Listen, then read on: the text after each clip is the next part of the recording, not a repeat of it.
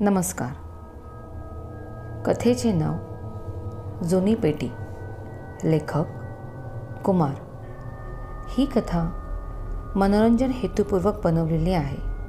हिचा वास्तवाशी काहीही संबंध नाही. मीरा एक वर्किंग वुमन होती.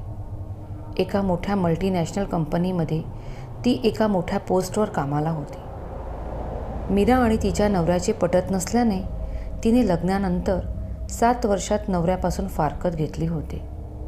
मीराला 5 वर्षांचा मुलगा होता, पण तो त्याच्या वडिलांसोबत राहत होता.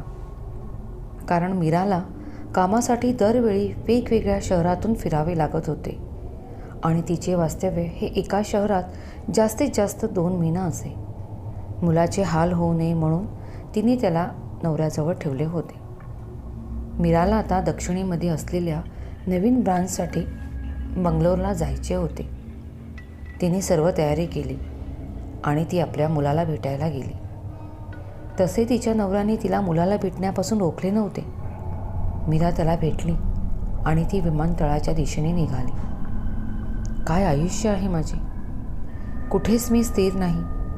माझ्या मुलाचा सुद्धा एक आई म्हणून मी सांभाळ करू शकत नाही. माझ्या या नोकरीमुळे मी किती लोकांना दुखावले. नवऱ्याला, मुलाला, संसाराला वेळ देता आला नाही. सतत काम करत राहिले आणि यामध्ये मी स्वतःसाठी जगायचे विसरले. ते काही नाही. हे काम झाले की मी या नोकरीचा राजीनामा देणार आणि माझ्या मुलासोबत राहणार. एक आई बनून त्याचा सांभाळ करणार. मनातले विचार आणि तिचे विमान जमिनीवर आले तशी तिची तंद्री भंग पावली. एअरपोर्टमधून बाहेर येताच तिला एक इसम तिच्या नावाचा बोर्ड हातात घेऊन उभा असलेला दिसला. तिने त्या इसमाजवळ जाऊन आपली ओळख सांगितली. तसे त्याने तिला गाडीचा दरवाजा उघडून दिला. सामान मागे ठेवून तो पुढे बसला आणि गाडी सुरू केली. तिने तिच्याकडे असलेला तिला कंपनीने राहायला दिलेला पत्ता त्या इसमाला सांगितला. मॅडम, तुम्हाला खात्री आहे की हाच पत्ता आहे? त्या ड्रायव्हरने थोडे घाबरत विचारले. हो, म्हणजे हाच पत्ता आहे का? काही प्रॉब्लेम आहे का? मीराने विचारले. नाही, प्रॉब्लेम असा नाही, पण हे घर खूप वर्ष जुनं आहे, बंद आहे आणि लोकांचे म्हणणे आहे ते घर झपाटलेले आहे, ड्रायव्हरने सांगितले.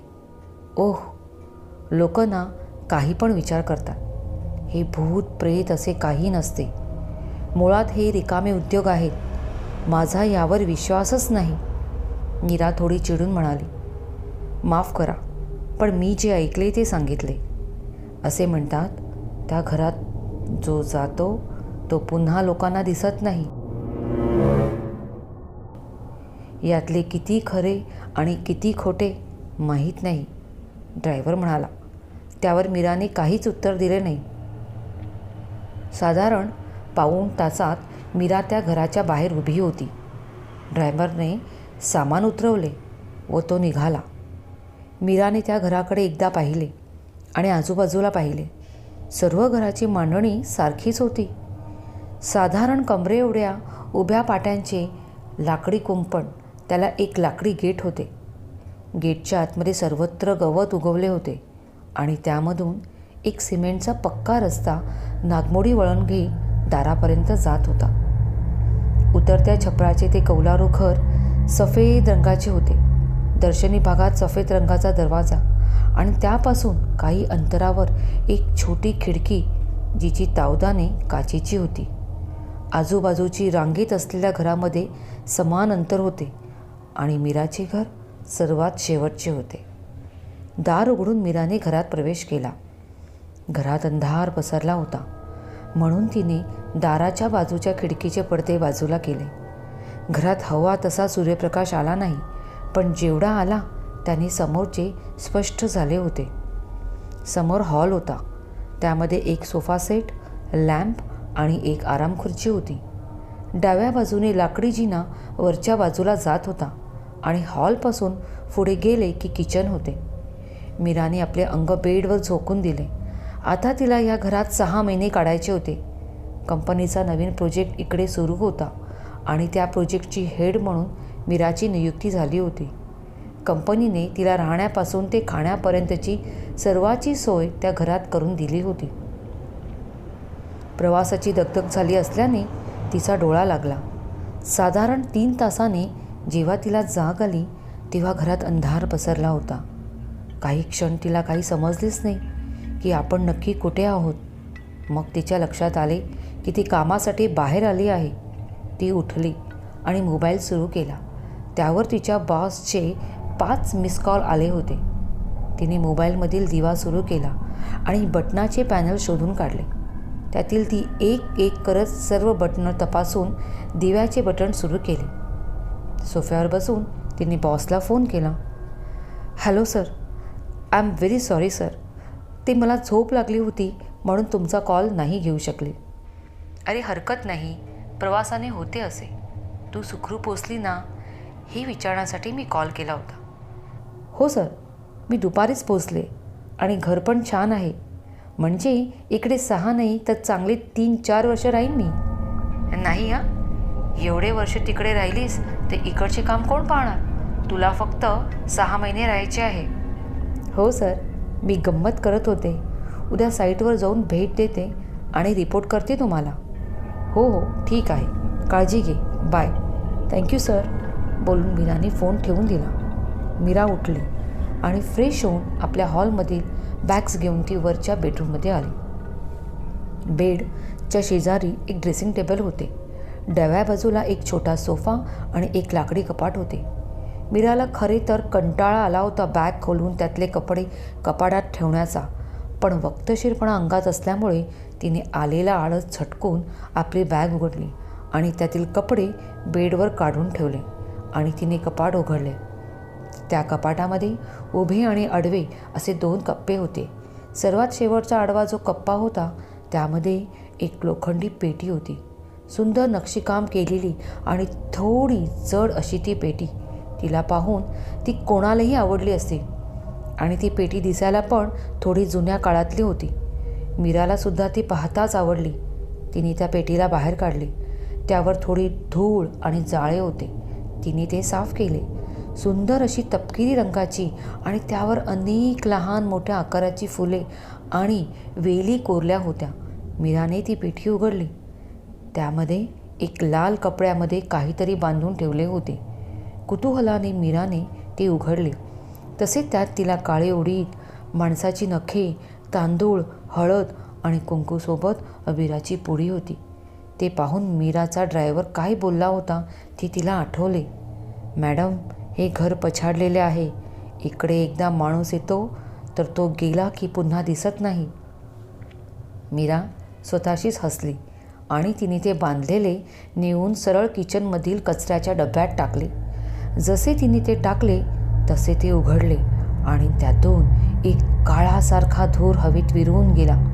मीरा लगबगीने वरती आली आणि तिने आपले कपडे लावायला घेतले. साधारण 9पर्यंत तिचे सर्व काही लावून झाले होते. ती पेटी तिने पुन्हा पाहिली. खरे तर तिला ती खूप आवडली होती आणि ती घ्यायला जर कोणी आले नसते तर ती स्वतःबरोबर घेऊन जाणार होती. रात्रीचे 9 वाजले. मीराने जेवण मागवले आणि TV पाहत तिने ते संपवले. मुलाशी थोडी बोलून ती उठली आणि रूममध्ये जाऊन लॅपटॉपवर थोडे काम करू लागली.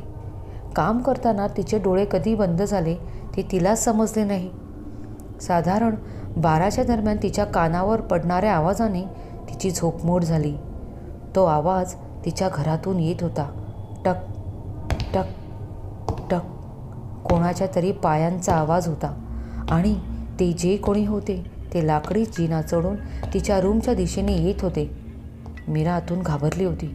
घरात एकटी असल्याने कोणी हेरून चोरी करायला आले की काय असा तिचा समज झाला होता.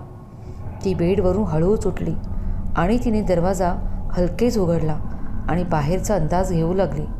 पण बाहेर कोणी नाही हे पाहून तिने सुटकेचा निश्वास सोडला. ती पुन्हा बेडच्या दिशेने निघाली तर तिची नजर त्या पेटीवर गेली. तसे तिला दिसले की ती पेटी उघडी आहे. अरे, ही बाहेर कशी आली आणि उघडी कशी? स्वतःशी बोलत तिने ती पेटी बंद केली आणि पुन्हा कपाटामध्ये ठेवून दिली. पुन्हा तिला ती पेटी बाहेर उघडी दिसली. हे कसे शक्य आहे? मी आताच ही पेटी आत ठेवली आणि परत तिला कोणी बाहेर काढले?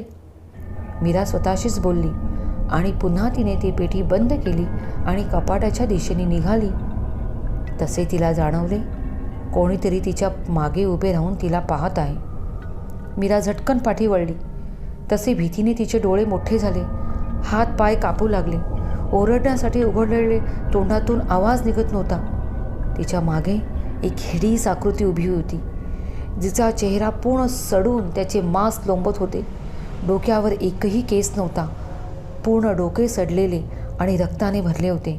पापण्या, कातडी, विहिरीत मोठे आणि पूर्ण काळे डोळे मीराला निरखून पाहत होते. त्याच्या नाकाच्या ठिकाणी फक्त 2 छिद्रे होती. त्याचे गाल सडलेले होते आणि त्यातून त्याचे ती पिवळे दात दिसत होते.